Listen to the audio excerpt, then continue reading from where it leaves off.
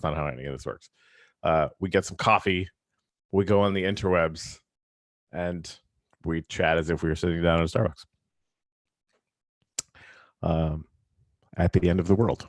The Starbucks at the end of the world. That's probably what I should have named this one. Anyway, welcome to Hashtag Coffee.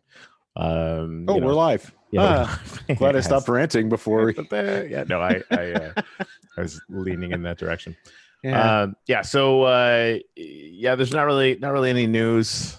So we'll probably just talk about stuff. Puppies, unicorns. Puppies. I want to talk about puppies and statements by the Dalai Lama and videos of dogs. I did not know how much I just really needed video of puppies in my life, but it was a lot. So Greg. Oh, geez, yeah. Greg decided to freaking try and check out, but the universe did not allow it. It was fine. It's fine. Everything's fine down here. How are you? Okay. So let's spend 5 minutes on it. All right. For those of you who don't know, I have had heart issues since my mid-30s. Yes, I know you see me regularly indulging in behavior that does not indicate a heart-healthy lifestyle. You should know that I've had heart attacks when I was down 100 pounds and not smoking. I've had heart attacks when I am smoking.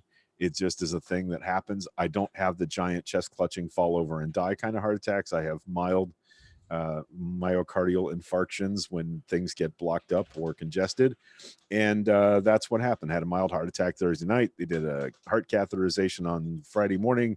And the only reason they kept me overnight is because they did the heart cath through my groin and there's a bleed risk. So they didn't want me to go home, or they would have sent me home Friday afternoon. No further action, no stent placement. All the bypassed vessels from my 2014 surgery look fine. It's a thing, and it happens to me occasionally. I didn't have any nitro at home. I might have been able to just take nitro and get past it, but since I didn't have any nitro at home, in an abundance of caution and concern for myself not wanting to die, I went ahead to the ER. So imagine my surprise. It did not look like the movie Outbreak. There were not people in giant yellow suits. There were no guards with M16s. In fact, nobody in the hospital was wearing masks except on Friday night, other than surgical staff. On Friday night, I finally started seeing nurses wearing masks. They were not overrun busy at my local hospital. Everything was fine. I was a little afraid of sleeping too long because I was afraid I would wake up like Rick from Walking Dead and look out the window and see roving bands of apocalyptic survivors out there burning smoke on the horizon. But no, everything was fine. So I'm home. I rested up Saturday afternoon, rested yesterday, and I'm back in business this morning getting shit done. So yeah, I'm fine. Everything's fine here. How are you? I don't think that's going to get old as we go through this. So I'm starting to see pictures of car garages, like basement garages being turned into wings of hospitals. And one of the things that really struck me in Italy is they basically tried to get as ready as they possibly could once they got warning that there, was very likely going to be a massive increase. And for 3 days, they sat on new wings that were an attempt and new beds that were an attempt, and we're like, is this going to happen? Is this going to happen? Is this going to happen? And now the waiting room had to get turned into a room, and every conference room had to get turned into a room, and everything they did wasn't enough. I think that there's probably a lot of hospitals in this country that noticed that, and it's only a matter of time, right? Like this is where all we have now is math and projections, and you can't see it yet, and so that's really hard for a lot of people to square. I know I brought this up before, but it's on the same scale. When we talk about automation, there's a reason why people can't understand it, right? Exponential curves are not something that human beings can sort of grok normally, right? Right. You have to get to the point where you understand the math, and then you have to really understand the math, and then you have to see that it's actually confirmed, and then you can make projections. But it's still hard to feel. We still think and project into our own futures in a very linear way, which is why this is so hard, and quite frankly, why a lot of people are just ignoring it because they don't get it. But within a week or two, it's just it's going to be too late. Yeah, I'm sharing back out to Facebook right now, and would love for everybody out there to do the same thing. Yep, that would be good. Monday show. Yeah. So I think after yesterday and this morning, I'm getting confirmation from a bunch of places that all of my worst case scenario predictions were probably accurate. Yeah. So I kind of want to pivot just personally. Like I'm saying this to you guys just so that I kind of do it, because it's easy to sort of get sucked into like, oh, then this is the bigger number and this is a bigger number and this is a bigger number. And that's going to probably break my brain pretty quickly. Yeah, I want to pivot to what we're actually going to do to trying to figure out how to be positive. It's a huge part of, well, Greg's fault, frankly, because he's like, hey, let's get all the musicians together and like actually help them earn some money, because that's just the kind of and raise money for a couple of charities that are doing great work. Right. So like you do. I mean, what I don't understand people that aren't.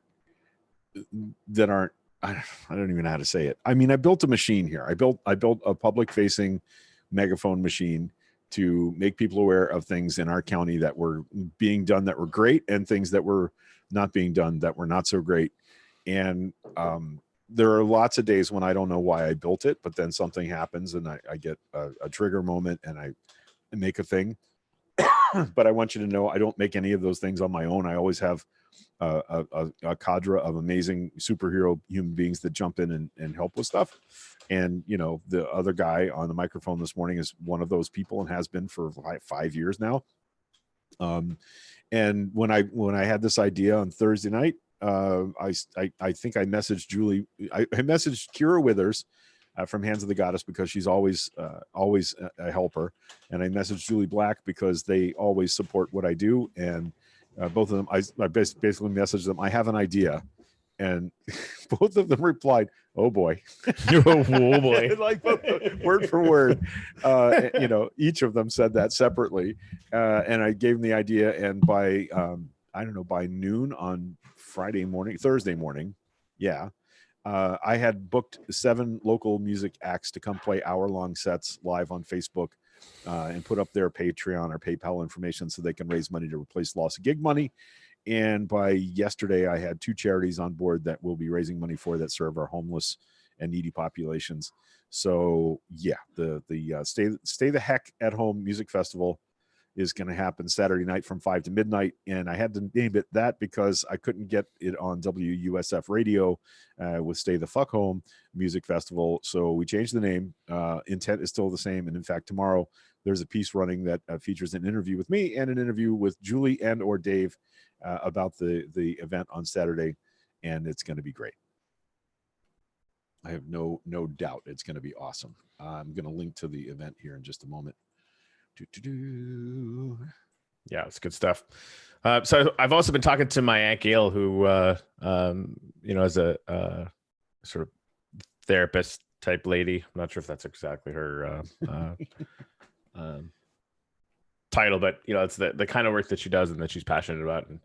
And she was a little bit concerned about having to stay home and doing the whole physical distancing thing. Again, social distancing is the dumbest branding that I maybe have ever seen, other than anyone using the word socialist in America. So we were talking about it. She's concerned that it's we're going to be doing this for months, which I think is extremely likely. Right. And wanting to my whole take with that, if we're worried about that now, what's the maximalist position of how we help each other deal with that? Obviously, we've got stuff like this. We've got the happy hour that's going to be back on today at 3. And I was thinking, like, even in the church group as an example, like what would happen if we got like 12 or 15 volunteers to go live for 5 minutes at the top of every hour with something. Maybe it's like a little meditation. Gail wanted to have like a 5-minute dance party for hers.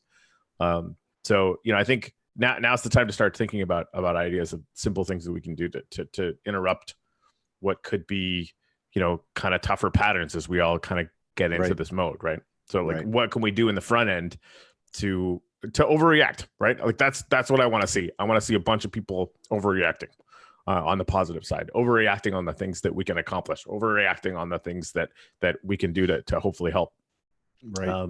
And If I want to anyone, make sure I mention for everybody else that Corey got onto a thing this morning. I had seen a post that first of all, Harbor Freight is donating all of their filtration supplies, oh wow, are they? construction trades to local hospitals, and you immediately went to my Travis Mears from Mears Plumbing, which is an enormous plumbing contractor here in our county, and reached out to them to think about donating all of their filtration stuff.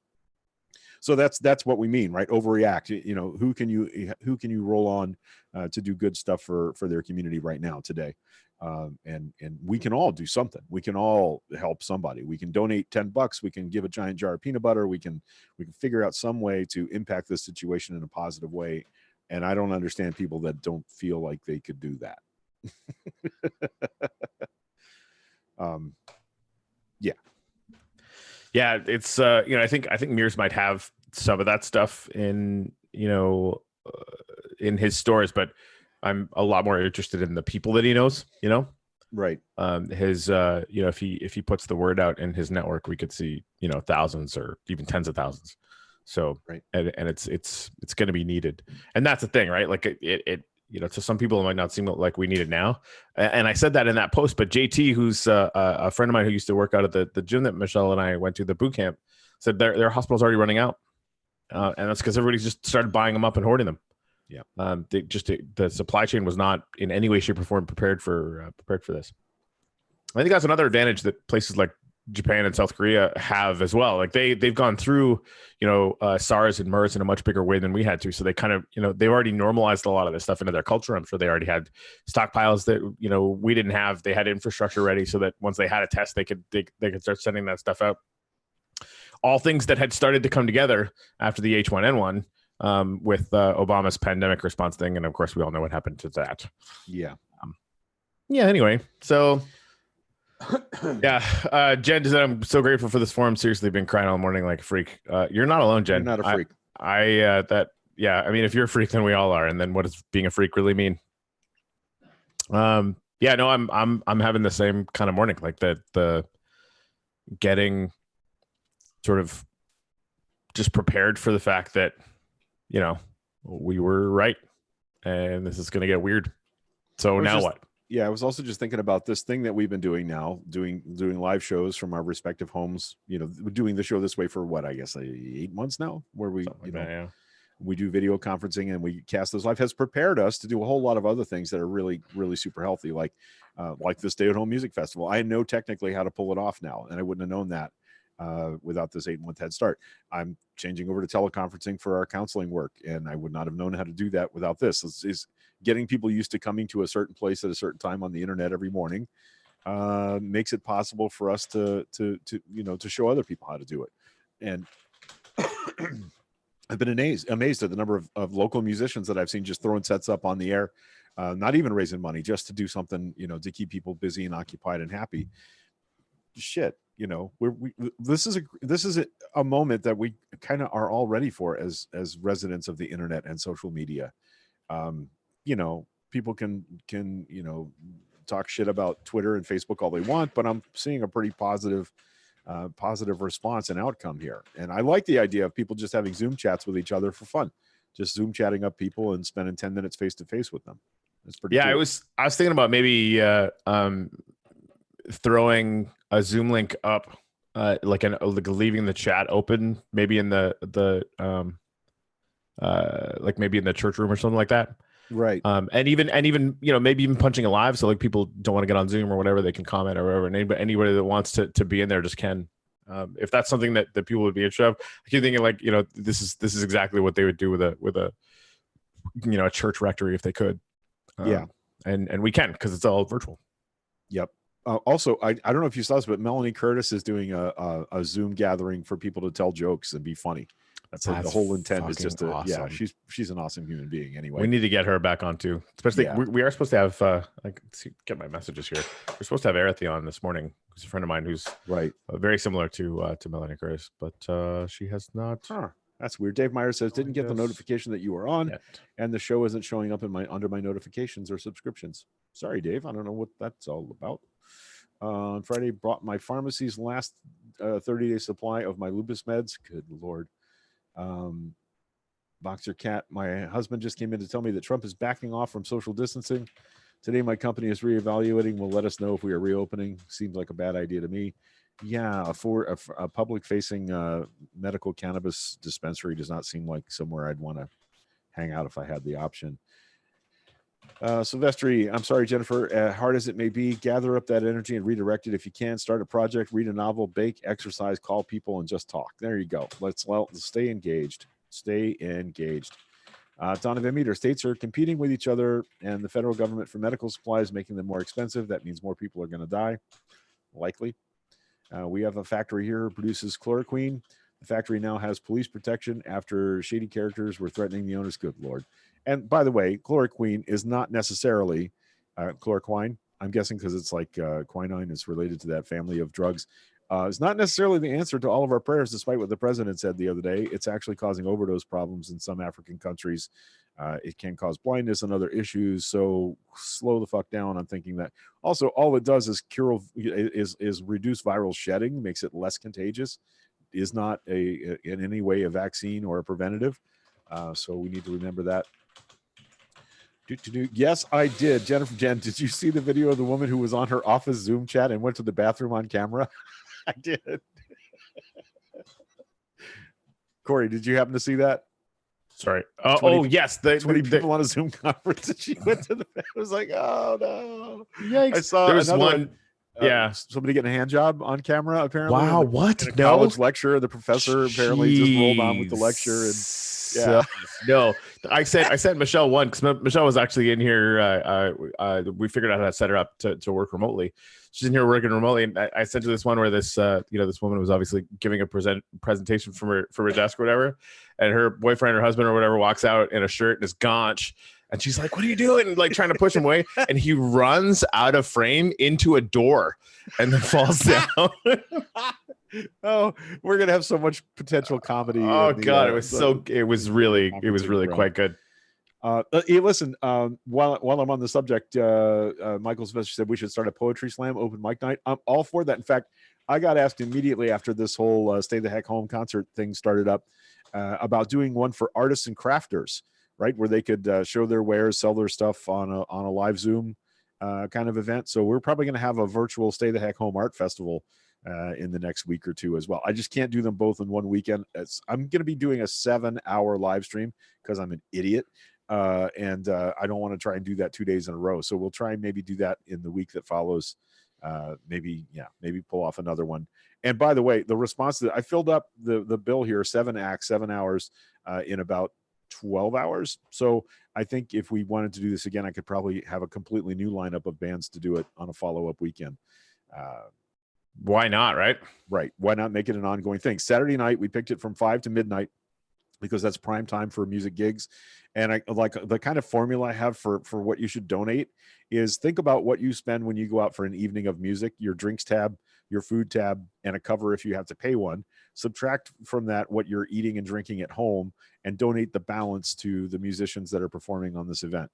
See what I mean? That kind of makes it so that, it's just like an evening out. And that's what you're paying for is an evening out only at home in your underpants. Just don't stand up. That's all we ask.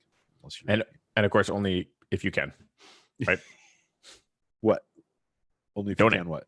Don't. Oh, yeah. No, yeah. Please. Just, I know that's like, obviously you don't have to say that, but yeah. Yep. We will be seeking sponsors for this event. If a business wants to chuck in $100, we'll figure out a way how to donate, how to divvy that up between the music acts and charities and get everybody a little money in their pocket. Corey is donating his money to our friend Dino, and any of the bands is welcome to do that as well if they want. But we want them to try and replace their lost gig income here because that's important. Right. Like I have been living without gig income, because of my family situation for a while, so I don't need it. But I definitely appreciate it. It's the thing, like that. People that are still gigging for a living really need whatever they can get. And just for me, just selfishly, Dino has done a zillion gigs with me for free just for the music when I couldn't pay him, and I really want to do everything I can to make sure that he can fucking stay home. Right. He's been dealing with cancer. It'll be really, really bad if he gets this. Yes. Anyway, Jen, how do people not know how teleconferencing works? She karate kicked the laptop clear into the bedroom so fast. but the girl that was going to the bathroom. Yeah. Oh Jesus! What was hilarious was the other people in the chat were like, "Oh, Can't you just like boink?" yeah, right." Apparently, people don't know that you can boink. I mean, yeah. Anyway. Y'all, zithromycin makes me hallucinate. Fun. Cool. I don't take. I don't take it anymore because of an unfortunate event that occurred at work before I knew I couldn't tolerate it. Okay. Wow, that's like a Z pack, right? Isn't that what the kids call a Z pack? I don't know. Azithromycin? Yeah, I'm pretty sure that's what it is. Yeah. So, how's the stock market doing? Well, holy okay. shit. Is it up? Yeah. No, it's down 331. Okay, so it was down 900 early futures last night. Then it was down 600. Then it was up 400 because the Federal Reserve, which have said that they would never, ever, ever, ever, ever do this, just said they would start buying an unlimited number of corporate bonds, an unlimited amount of corporate debt, which basically is like, if you would like to go in debt to cover whatever you want, the Fed will invent the money to do that. Huh. Yeah, it's like the number of things that are going on in the Federal Reserve that are basically suggesting that we are witnessing a systemic collapse of our entire economy, like completely, is almost as terrifying as the actual virus. Still not as terrifying as the actual virus. So we're talking depression, not recession here. Well, let me put it this way: the Federal Reserve said a 30% unemployment rate is entirely plausible, and 25% was what we hit during the Depression. Yeah. I think it's effectively certain at this point. Now, and again, it depends on what they do, right? Because what they did during the Depression was not, cut checks to people like Bernie Sanders and Andrew Yang and other people are suggesting. Right. They didn't really do anything, right? They were still on largely on the gold standard, so they couldn't invent money out of whole cloth, right? So they were trying to do all sorts of things that they could do, they just couldn't do it. So there's a lot of things because of the way that we've been running our system that we might be able to sort of invent a story on how to get through this. That's possible, right? Like that's a thing that could happen that couldn't have happened during the 30s. Well, the whole thing is about creating faith in the currency, right? I mean, isn't that how we keep out of a collapse like that? The hyper simple way to put that, yes, but it's more than just the currency. It's like the banks, but that's a good way to boil it down, I think. Yeah. Okay.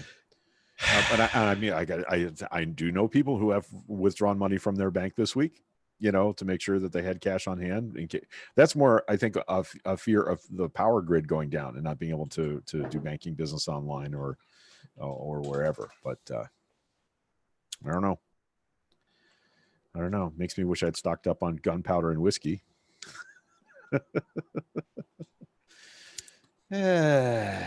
Anyone else upping their 401k contributions? Good question, Jen. I told Michelle to max them out. She was already maxed out, which isn't surprising. Right. But yeah, I mean, it could very well, especially if you can, right? Over the course of the year, it could count for 3 or 4 years worth. Right. Without too much trouble. Yeah. Deb Avera, why is our government so afraid to give the working people money? That's a really good question. And I think it has its basis in poverty shaming. That's basically class warfare. That's a war on poor people. They think we're poor because we can't be trusted. They think we're poor because we do stupid things with our money. And that's a widespread view. Ask anybody who's poor if they have not been shamed over their poverty. I certainly have. I had it used against me in a political campaign. So I think that's what's in play there. Thinking that poor people are poor because they don't work hard. And if the obverse were true, every African woman would be wealthy because nobody on the planet works harder than your average African woman. Carrying water 25 miles a day. That's very hard work, and they're very, very poor. So hard work does not necessarily equal wealth. And that's what your bootstrappy friends want you to think, because Ben Franklin was a fucking liar. And that's essentially where that whole story comes from, is from Ben Franklin. Literally. Rags to riches is about Ben Franklin. The term rags to riches refers to him having been a rag picker's son and then grown into the person that managed the treasury, rags to riches. That's and Ben Franklin lied his entire life about how he got wealthy and how to create wealth, and we all believed it because we read that book and he was a founding father. So that whole idea that you should be able to bootstrap yourself up into the next economic strata is a fallacious lie told by one of our founding fathers. I have a podcast for that. I want to get a little bit of numbers here. Oh, wow. Okay. So $127.8 trillion is about what the GDP was globally. So this is just going to be a rough estimate, but if you took 0.5, let's say we did a 0.5% value added tax, like whatchamacallit, Yang's VAT tax, right? Which taxes, anytime you sell something, it only taxes the markup, right? So it actually gets everything, including all the tech and everything else, right? It's a super smart way to do it. All the countries with the best quality of life in Europe are using exactly that system, right? So we know it works. So you do a 0.5% globally. Literally everyone, every business in every single country pays this tiny thing, right? If you live in a tiny, tiny little country that is, barely doing anything, it's still going to be there. Literally everyone, but everyone gets a $10 a month international UBI. Like literally everybody. Yeah. Do we think that's going to happen? No, but I think it's a great idea because that's like one of the most cogent arguments or sort of addendums to trying to get UBI in this country is that the real income disparity isn't even in our country, it's global. Right. And so that would, be an interesting way to start. To start being equitable internationally. If we did 1%, we could do it globally. Right. And just think about what that could potentially do to those local economies and international trade and education and health outcomes and all the way down the line, right? And you would get the check too, right? Like, so you would know, okay, here's the $20.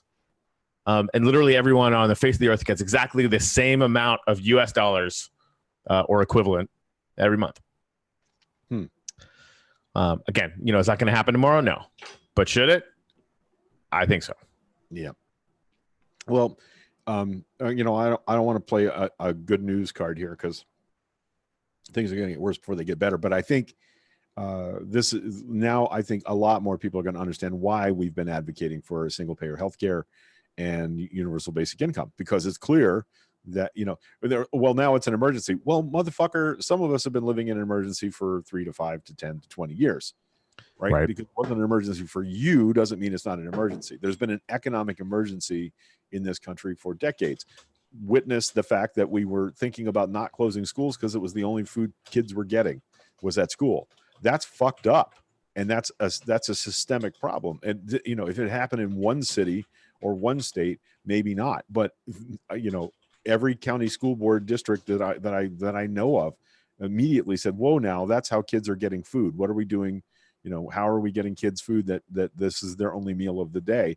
And because that's so prevalent in public schools, we have to really rethink if we're going to give any fucking tax breaks to private schools ever again, right? That money needs to go to public schools, and public schools are going to carry the weight of this. Our teachers, who are already not making enough money, are going to have to learn how to do their job all over again by teaching online and distance learning.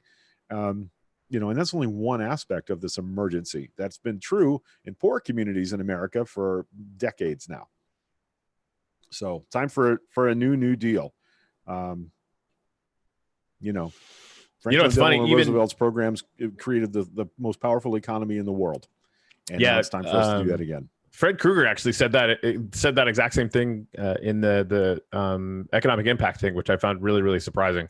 Yeah. I feel smarter already if the same Fred. Seriously, every time Fred agrees with me, I have exactly the same reaction. Like, oh, cool, I'm a genius now. Awesome. I don't know if you guys follow Danielle Dale on Twitter. I almost want to tell you not to because it hurts. It's He's the viscerally real-time painful. fact checker from the Toronto Yeah, Sun. 2 minutes ago, Trump, GM, and Ford are making ventilators right now. AP fact check: GM and Ford are not yet making ventilators. Just like, but just times that by every 10 to 15 times an hour, every hour of every day that the shithead is awake. Yep. Hey, can we talk about the fallacy of bailing out cruise lines for a minute? That don't pay taxes in America. How many and of don't those even cruise have lines their... are registered in America? How many of them pay taxes here? None. Fuck them. Sorry. I got to go to Cabo for a week crowd. Yeah. No. Denied. Yeah. Also, Stone Kettle has been Petri like dishes. smashing them. Not only are they reprehensible in their business practices and all of them benefiting from being flagged in the Bahamas or wherever, including Disney, they are giant Petri dishes for infectious disease. No, fuck that. Sorry. Straighten it out. Flag yourself with American flags. Maybe then we can talk about it. Yeah, Boba said Tesla was thinking about making ventilators also. I mean, he's mentioned it. I think they might actually have the capacity to help in that regard. It's been really disappointing watching Elon Musk get this completely and totally fucking wrong until very, very recently. Yeah. But it happens. Yeah, he's got his head, up a rocket's butt most of the time. So I think if anyone's going to have a decent excuse, it would be that guy. But he's also stupidly smart, and too many people listen to him to get that fucked up. So yeah, he's suggesting he'll do it if necessary. And I think if he looked at it for 5 seconds, I mean, this guitar player figured out it was necessary 3 weeks ago, which is when they should have started ramping up production. Right. So if he looks at the data, he's going to find exactly the same thing. Yeah, Mike Silvestri. And I'm on my last nerve with the airlines. Preach, brother. Yeah. I'm sorry. And this whole idea that now today the pushback is, oh, Pelosi and the Democrats are holding up the relief package. Well, the relief package says right in it that they want $500 billion to distribute to businesses and no publicity about who gets that money or why for 6 months. Fuck that. That's bailout money for crony capitalism. Nope, not okay. Not okay. The Obama auto industry bailout, much as we hated it when it came up, was transparent, and we made money on the deal. And unless we have those same assurances for whatever bailout package Congress wants to work out and the White House wants to work out this time, no, sorry. Without oversight, no. I'm 100% behind Nancy Pelosi on that one. So this is bad. What Boxer's husband was saying, and I was hoping to get some links. But Roe, White House senior advisor, is tweeting this. I said this last night, but just watch the new strategy being put forth.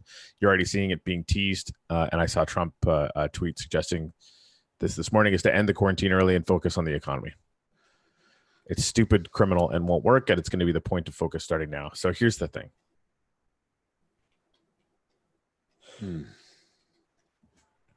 1 million fucking people will die. 1 million. This is like nuking a city of 1 million people. And tens of millions will have permanent lung damage. The economy will still get fucking destroyed. Yeah, but it won't be Trump's problem. Oh, I mean, it'll be his problem. But who cares? Like, it fucking doesn't even matter that he's president anymore. Right? Like, you failed this big. Oh, great. We fucking get a new leader. So what? Like, this is...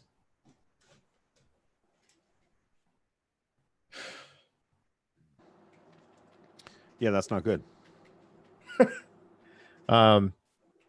It's the worst news we've ever gotten, other than the fact that this was real in the first place. All right. So where are you getting this from? Rogue White House senior advisor. And I mean, honestly, he tweeted out this morning, like, hey, in 15 days, we're going to just decide what we want. And immediately people connected to the administration were saying, yeah, we should be focused on the economy anyway. Like it's getting teased. I didn't believe it when I saw it this morning, but now it's getting confirmed. Yeah, the sad thing, Ginny, is, she says, because the economy is the only thing 45 freaking cares about. Yeah, but he doesn't care about the economy. Yeah, he doesn't care about it. He cares about his personal wealth and the personal wealth of his friends and cronies. The good news is that governors aren't going to listen to this, right? Like Cuomo's not going to fucking listen to that, right? DeSantis will. Right. No, I mean, again, like we're in trouble. We're in trouble anyway. Like even if DeSantis gets his shit together, we're already in deep shit. Now, the thing that might actually cause, again, like Trump's going to say what Trump's going to say. Like honestly, wait till Fauci comes out and fucking resigns today. And I hope he doesn't. This is like one of those things that Greg kept saying for years and years, and I kept saying wasn't true. We should just fucking resign. Having Fauci there is by far better than not having him there. There's a Washington Post article interview that they did. He actually did it with a scientist. The scientist was like, how are you letting him say shit that isn't real? He's like, what do you want me to do? I correct it, but he's the president. You want me to push him away from the microphone and fucking, you know, like I kind of do, but I know that's not right. realistic. But it's unconscionable, right? So yeah, I mean, what's DeSantis going to do when you know every single one of his hospitals is full up and every single mayor is calling him to fucking resign? Yeah. Right, the pressures on governors are going to be, you know, infinitely more interesting than the pressure on Trump, because Trump's isolated from all of it. Apparently, he's not going to hear it anyway. He's like a Trump supporter. You hit them with facts, they're going to tell you, no, that's just your opinion. Right. I airlocked 2 people this morning for that same thing. So what's the good news? I got honey in my coffee. Nice. That's good. Yep. Splurged a little bit. Good. Yep. Yeah. It's pretty tasty. So what do you think about this line of thinking that the Earth is getting a break and maybe we get to see what it could be like if we made some Green New Deal type changes? I like it. I really do. It you know, in a desperate attempt to grasp for silver linings, right? Like, but we're gonna have this interesting reset moment where we will be directly faced with months of different priorities, right? And especially in the United States, the stark difference between fiercely individualistic ideas, which in very tight silos can be very effective at certain things, versus collaborative efforts like universal healthcare and UBI, that stark difference is going to be in sharp relief, right? So, you know, the voices that are calling for better collaboration and better organization and better stewardship of the economy and, you know, it being circular as much as humanly possible, you know, and being prepared for things like this and for climate change. I mean, that's the hope, right? And again, like, you know, Trump is still president, so like all this with a grain of salt. But I can't imagine that there won't be more people that are sensitive to that idea or open to that idea than there was a month ago. Yep. Right. And the pictures of the lessening CO2 are interesting. You know what I did hear that's really shitty? You know, all the pictures and video of all the animals coming back. Most of them are fake. I know, that really broke my heart. Sad. I mean, that's the thing. We want to believe in the good stuff, especially now, right? Like we're suckers. Hey, I was a sucker for that. Good, important comment here. Brian Yuri Foxagon. I'm not sure who that is. Hi, Brian. And welcome. One thing I've noticed about everything is that people who are on a very fixed income, like SSI, SSD, is how hard it has become to balance and survive on a change in normal budget. Preach, brother. I am on SSI. Our total income in this house is around $1,100 a month, and our rent is $625. And, you know, we belong to a food co-op where once a week for $35 a month, once a week, we get a pretty good food drop. It's a lot of starch. There's a lot of oatmeal in it, a lot of breakfast cereal, lots of things like that. But it helps us stretch the limited SNAP benefit we have in our house. And the food co-op just stopped. Yet, you know, I mean, the local charity that puts it on is going to be working to provide that food through other sources. But Florida Food Force, which actually provides food to food banks in our community, has ceased operations. And so, yeah, we've had to personally adjust, and I know there will be other adjustments. We cannot handle going out, you know, this whole idea of going out and loading up on things that you're going to need. We can't do that. You know, we can keep a 30-day of supply of things like toilet paper on hand. We can't afford to buy. I know it seems ridiculously cheap. We just can't do that. And I feel privileged. I feel like I'm luckier than some families I know who don't get the kind of assistance that I get. You know, I mean, I had my Social Security, my SSI supplemental reduced because of the $300 or $400 a month I make working a counseling gig. You know, and that's not going to get easier for people. So the idea that the checks are weighted on, you know, on the amount of taxable income you have really bugs me, because families that are living, you know, on SSI or SSD are struggling now. Households are struggling now. And, you know, what about caretakers that stay home, take care of other sick relatives? They're not earning an income, but that doesn't mean their needs are any less in this moment. Oh, fucking hell. Amy Klobuchar's husband is positive. How about Rand Paul? Can we talk about Rand Paul for a minute? The guy that voted no on the first coronavirus the relief guy package, that took a test for coronavirus because he might have been positive and then went to the fucking gym and and maybe then got went out every into, senator sick. yeah, caucus Well, with sorry, the Republicans every at lunch Republican every day. senator. Yeah. So, Good okay, idea. here's okay, Greg. Okay, Greg. Okay, here's a question, because we were talking about the not being able to vote in the Senate without actually being there, right? Right. And they haven't figured out anything to do with that yet. Oh yeah. Hi, Brian Glenn. Now I know who you are. I got you. You realize that there are 6 Republicans under quarantine now, so we have the majority in the Senate. Yeah. Like, does anyone feel super excited about that? No, but is it true though? Because is it true though? Interesting. I mean, that level of karma would be fantastic. How do they not have a plan for instituting televoting for the House and the Senate? How the fuck do they not have a plan for that? I don't know. What were they going to do if we had some sort of other national emergency, like another 9/11? Yeah, I mean, we're not ready for any of this. Man. Anyone else kind of happy that this is under 45, so the wreck is on him? Yeah, no, I don't know, man. Not anymore. No, because honestly, like if this was under Hillary Clinton or fucking Mitt Romney, they'd be making hay on it. Yep. They would have started mid-January to get ready. Like Mitt Romney would have. I'm like pretty certain of that. Yeah. And Hillary Clinton for sure would have. Yeah, no, this is. Hey, Tim Cronin, who just joined us in the thread. I haven't slept yet. I should try, but I'm watching you guys first. What's up? Tim Cronin is one of the musicians that's going to be performing Saturday night at the Stay the Heck Home Music Festival. And he's really good. Most of you guys know, like, I'm super judgy of musicians. Tim is actually, like, legitimately good. Snob. That's just true. Yeah. And I'm David not Julie, a good judge of musicians. I like Corey. So well, yeah, that's the thing. Like people like me need to listen to better music. That's a real thing. No, they're just I am. I'm too much of a snob. I really hate watching people get paid for what was my full-time career who aren't anywhere near as good as me. And I really love watching people who are at least in some areas, if not in all areas, significantly better than me. And Tim definitely has that. Dave and Julie have that.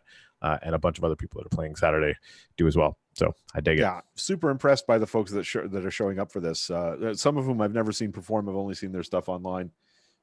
We had a punk band. They had to drop. They were from Tampa, but we're going to get Andrew Polo, the young violinist that's here locally. He makes amazing. Yeah, he's great. Amazing music. He's going to be on. He's filling in for the 8:00 spot. And Tim Cronin and a whole bunch of other really cool folks. Jason Allen, who you know locally, he plays the bar scene here locally. Forgot the name of the band.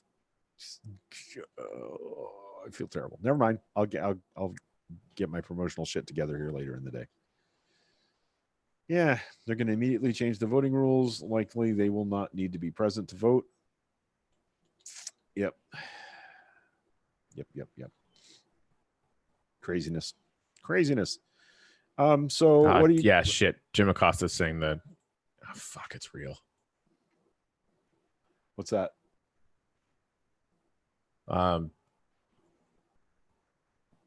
Jim Acosta now reporting that after a 15-day period, they're talking about rolling back the social distancing.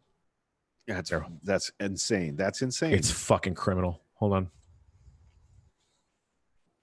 Us, how many tests, masks, ventilators are in the demand? How many the governors have requested from you in terms of those items? I can't give you the micro. I can say that there's hundreds of requests from virtually every state in the union looking for the same exact things. And it's just not the demand nationally, it's the demand globally for all these items. And again, we're trying to make sure that we focus our efforts to those hotspots that need it the most. And then if you don't need it right away, then you're going to be a little bit farther down the list. But we'll get to you. Again, nobody's doubting the sincerity of your effort, but the lack of numbers is alarming because it makes people think that maybe we don't even have a full understanding of the problem. Let me ask you, the president suggested on Saturday that even though he invoked the Defense Production Act for the coronavirus response that would allow the military to supply more and even for the president to compel businesses to manufacture some of these well-needed supplies. Even though the president's invoked it, he's not actually ordered any companies to manufacture masks, ventilators, et cetera. Has the president, as of now, Sunday morning, ordered any companies to make more of any of these critical supplies? No, and we haven't yet. It really is leverage, I think, to demonstrate that we can use it. The president can use it anytime. And it's really amazing that how great America is. All these companies are coming up asking us what they can do to help. And we haven't had to use it because companies around the country, donations, they're saying, what can we do to help you? And it's happening without using that lever. Sorry, fuck this happy talk, asshole. On Sunday, Trump tweeted, "We cannot let the cure be worse than the problem itself. At the end of the 15-day period, we will make a decision as to which way we want to go." Oh, my God. Aides say Trump is itching for the guidelines to be eased at the end of the 15 days period, but realistically, there are a few health experts who think that's enough time to know whether the measures he announced last week will suffice. Here's what we're going to know in 15 days. We're going to know that there will be 100,000 cases minimum in the country, probably more like 200,000. And most of the hospitals in 15 days, most of the hospitals in fucking Florida, most of the hospitals in Florida will be near to fucking capacity in 15 days. Right. So, Boy, yeah, boy. I mean, but like, again, it's just floating the fucking happy talk. There's a cure. There's a vaccine. GM is making fucking ventilators. No, they're not. He's getting people killed, Greg, like actively. This is directly going to cause tens of thousands of deaths in the United States. And any idiot could figure out that you should just fucking listen to the experts. Yeah. Hey, Jenny, you didn't have to do that. You're very kind. You got a private message from Jen Rupert. She's awesome. Yeah. Incredibly awesome. But I'm humbled. I'm humbled by my friends every day. So, yeah. I definitely want to start focusing on the positive, because the negative, it's like the ship sailed. I think it doesn't matter now. Well, let's just do good stuff. Let's do good exactly. stuff as long as we can. As long as we have, electricity and internet and rational words, we can do good things for each other, for ourselves, for our greater community, and that's what I'm going to focus on. Speaking of which, I'm going to mention the two charities that we're supporting with the event on Saturday. They are Hands of the Goddess. That's our friends Randy and Kira Withers that are right now today doing their homeless outreach in Moon Lake. They do provide some food support, and they had help with that this month, but generally they provide needed items like sanitary items, feminine hygiene products, condoms, razors, soap, things that people that live in the woods need that we don't think about every day. And they made it a point that they're doing their outreach for the foreseeable future, just the two of them, because they don't want to risk any of their volunteers. And they want to make sure that, they know, they suspect, like we do, that we're in this for the long haul, and the crisis is going to get worse throughout the summer for our poor and homeless families in Pasco County. And so they're out today doing the work. And Hands of the Goddess has been on board for every single thing I've ever done with So Local Pasco and So Local Live. And we're going to try and raise them some money on Saturday at the concert event. Also, Messengers of Hope. That's Bob Gardner. He is they are the only Christian charity that you will hear me support in our local community. Not because I don't like Christian charities, but because I know that Bob's view on who needs help is, he feels like it's his service to God to help, but the help is not based in they're preaching the gospel to people. Hungry people are hungry people. And every weekend, Bob and a bunch of volunteers go out and feed homeless people when there are no food banks or soup kitchens open in our community. That need is drastic now. In fact, Friday morning, Messengers of Hope is doing a free box of food to anybody that needs one at their warehouse location out in Odessa. So we're going to raise money for them as well. And I've got a message out to to Jessica Beebe from Sugar Darlings Cupcakes. They still do their Love a Lunch program for people that are homeless and hungry that stop by the store. They can pick up a bag lunch, and we're gonna. She put the word out today. What they need the most right now is bread. They need loaves of bread to make sandwiches for people. So those are the three groups of folks that we're going to be supporting with the Stay the Heck at Home concert on Saturday. And I couldn't be more proud of those folks, because I know they're out there right now doing the work, taking care of people like they always have, and like they will do as long as they have the breath and the ability to get out and do it. So let's pay attention to the good examples of work getting done in our community and who's actually doing the work. It's not your county commissioners, it's not your city council, it's not your mayor. It's actual people that are in direct contact with needy communities every day, and it's heartbreaking to do the work that they do. I don't know how they do it. I've written along with them. I've spent a lot of time with them, and I marvel at their resiliency in a time like this. There's people in our community that were made for this moment, and they're all beginning to knit together and do great things. I know at least 4 different people who are making face masks right now. They're actually sewing masks in their home sewing kits, using some patterns that are available online to try and at least help with that. There's good people out there doing the work every day.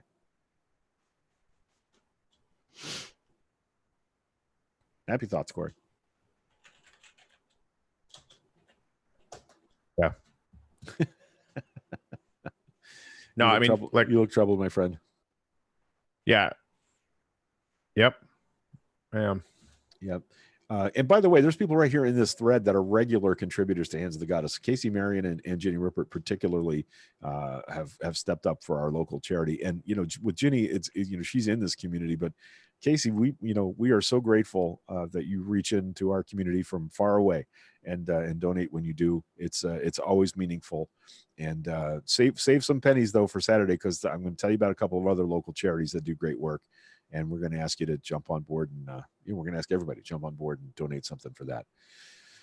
So I can't find yeast to make bread. You know what, Ginny? I have some yeast here. I have some packets and a little jar of yeast, and I don't do a lot of home baking because my apartment gets too warm when I bake, especially in the spring and summertime.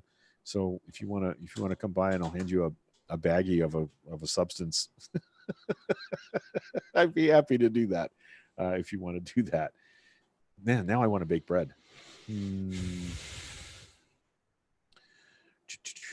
Let's see. Hey, yeah, Ginny and Jareen both say that their moms are sewing masks. Jareen says, checked yesterday, Amazon Prime Pantry is closed. Anyone else notice that? I didn't. It doesn't surprise me. Michael Silvestri says Amazon is not shipping anything that is not directly health or emergency related. I thought that was from suppliers, not from their own warehouses. That's true. They're not taking any third party supply shipments, right? So they're not going to take a shipment of helicopters to put into their or like little drones or whatever to put into their warehouses, because they want to leave room for everything else that's essential in the supply chain. So if they still have it, you'll still get it. Right. But yeah, they're trying to really focus on what's going to be essential through this, which is I think entirely appropriate. Sue Gentry, good morning. Anyone else having trouble sleeping? Yes. But I kind of feel like as long as we're not dreaming of the walking dude or Mother Abigail, we're okay. I see what you did there. But yeah, same kind of thing. Just appreciate the opportunity to be an adjunct remote Pasco Coffee Tribe member. Thank you, Casey. We're super grateful, and God knows we need it. We're up, I think, to 11 cases in Pasco County now, 7 hospitalizations out of those 11, just over 1,000 in Florida. And that should be updated at 11 a.m. That's the next update expected from the state. I expect the number is going to be, it's 1171. It just changed while I was watching. We went from 1,100 yesterday at 6 p.m. to 1171 today. No, we went from 1,000 yesterday to 1171 today. So that's, that's not great. Not great. And we do, now they break down by county cases, travel related in Pasco 6, non-travel related 5. That means we do have community spread. That shouldn't surprise anybody that's been paying any attention at all. Yeah, I'm sleeping too much because I can't cope. Hey man, if you can sleep. Yeah, do it up. Yeah. Yes, we had 10,000 new cases yesterday. If that projects out the way that the first month it did, and there's no reason to suggest that it won't, it'll be 100,000 new cases inside of a month. That'll be every day. And part of that is because we're testing more, correct? Yeah. I mean, because it's been growing all over the place for up to a month, right? Which means that, like, again, containment's totally, we're past that. We're not, it's not going to happen. Yeah, that's the thing. Like, that's like the only thing the only thing that would make me happy is a full Wuhan style going outside is illegal crackdown for at least 15 to 30 days.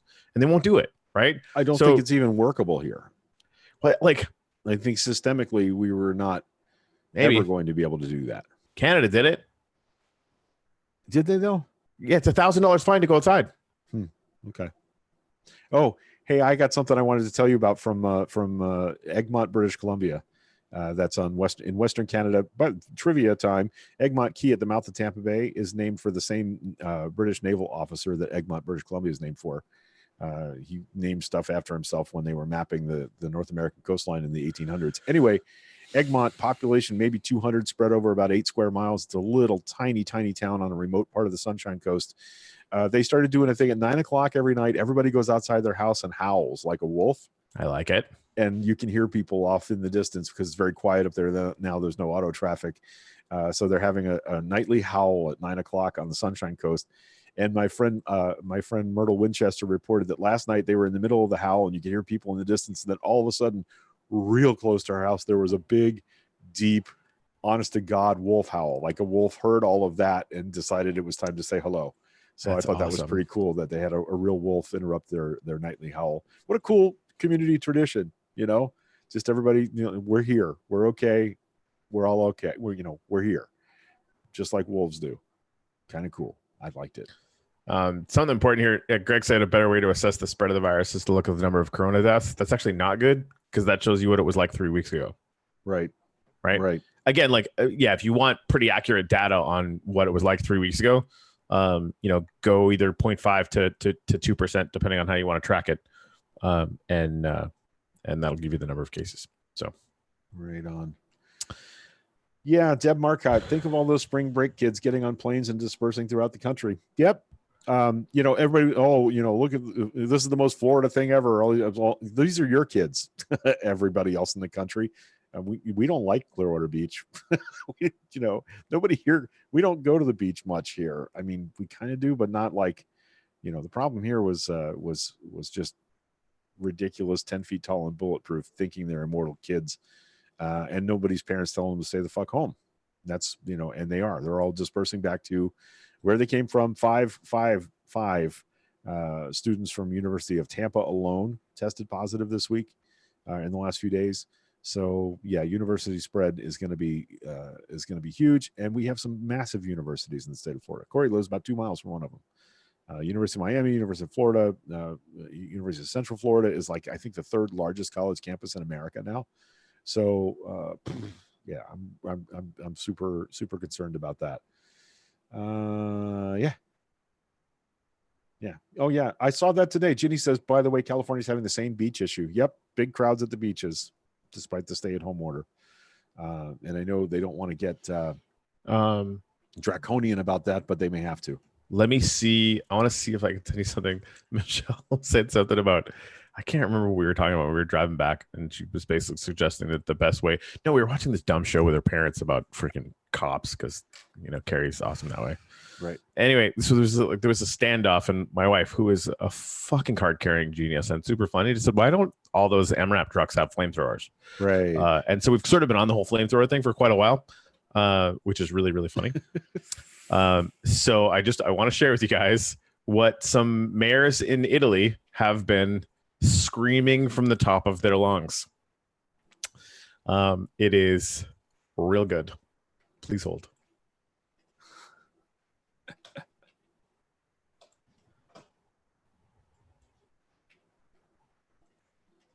Mi arrivano notizie che qualcuno vorrebbe preparare la festa di laurea. Mandiamo i carabinieri, ma li mandiamo with con i flamethrowers. Che domani vi becco, domani, non pensiate tra anni, domani. Sono il sindaco, sul mio territorio non si passeggia. Non vi posso impedire formalmente di uscire da casa? Bene, vi impedisco di passare sul suolo pubblico. Allora mi rivolgo a voi, ma dove cazzo andate? Dove andate con questi cani che hanno la prostata infiammata? You must have an inflamed prostate, Greg. Potete giocare a ping pong, andiamo. Alla PlayStation. Siccome io sono il sindaco di questa città, in questa città lo faccio rispettare io. Quindi, se ne devi andare a casa adesso, non voglio le scuse. Tutti, dovete stare tutti a casa, devi andare. Non si può stare in mezzo alla strada, come ve lo devo spiegare? Non si può stare.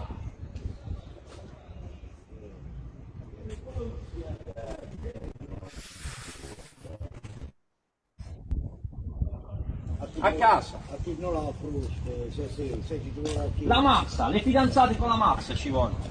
Te cazzo di parrucchiere che vanno in casa a aggiustare i capelli e vedi, a che cazzo servono? Ma l'avete capito che utavuto chiudono? L'avete capito che chi cazzo ti andava per questi capelli aggiustamento utavuto? Man, why do I sometimes wish our politics was more like that. Stay the fuck home. Samuel L. Jackson, mayor of Napoli. Oh God, they're so good. Who the fuck is that for? Who the fuck is supposed to even see you? We will bring the police with flamethrowers, Greg. Fuck, Oh, that's good. Oh, that's pretty cool. Yeah. Yeah. I mean, so yeah, at the end of the day, anyone listening to Trump just needs to get ostracized and intellectually quarantined. He's not going to lead. We're going to have to look to local governors and even local mayors and local officials because it's just not going to happen. Donna says Maryland is issuing fines and jailing people for not following the stay-at-home orders. Good. I saw a film clip yesterday of a beauty shop owner getting a $2,000 fine in Ohio for remaining open. Police were pulled up out front, writing them a $2,000 citation. Yeah, you have to. It's the thing. And again, it's people's livelihoods. I get they're scared, right? But it's people's lives. Yep. Anyway. Right. So it's 11 o'clock. Yeah. We made it through an hour. We're going to do the thing at 3? I think so. Well, I mean, you should either way. And I can join. Worst case scenario, I can join Zoom with my phone. Yep. Just Michelle's working. I need to make sure she can get everything she needs to get done. And we didn't talk about that. But I'm gonna try to be available for that one way or the other. Beautiful. And we'll talk more about the lineup for the Stay-at-Home Music Festival that's happening Saturday from 5 p.m. to midnight right here on not here on YouTube, on the So Local Live page on Facebook. So definitely want to have you join us for that. It's going to be a lot of fun. Fantastic musicians and Corey. Nice. That's good. I like it. He knows I'm kidding because he's like the only local act that I've been going out to see with any frequency in the last couple of years. This is true. And Julie and Dave. That's about it. Like I'm going to make self-effacing jokes. They work better if you're also making them. Right. Okay. So yeah, no, I'm pretty good. But all the rest of these musicians are completely and totally fantastic, and they absolutely deserve your support. Yeah. Yeah, no toilet zooming. I promise. I really want to. Maybe not we'll going to promise that. You know what, Jen Raketa, she posted me that video of the video conference gone wrong with the bathroom break. So maybe we'll play that on the 3 o'clock social hour just for a giggle. Why not? We can do that. Yeah, and thank you all for your time and your attention this morning. We're glad we could share the time with you. It's like we built this whole thing for this kind of moment, right? When we can all get together and exchange information and ideas and our fears and our challenges. And we're okay with that. If you got to have a good cry, this is a good place for that too. We would love for each of you to come join us on the Zoom chat so we can get you on screen and people can see your pretty face. And we're going to do that this afternoon, social hour, 3 o'clock. That'll be on the Facebook, So Local Live Facebook page. And yeah, that's going to do it for us this morning. Sasquatch, the world social distancing champion, is real.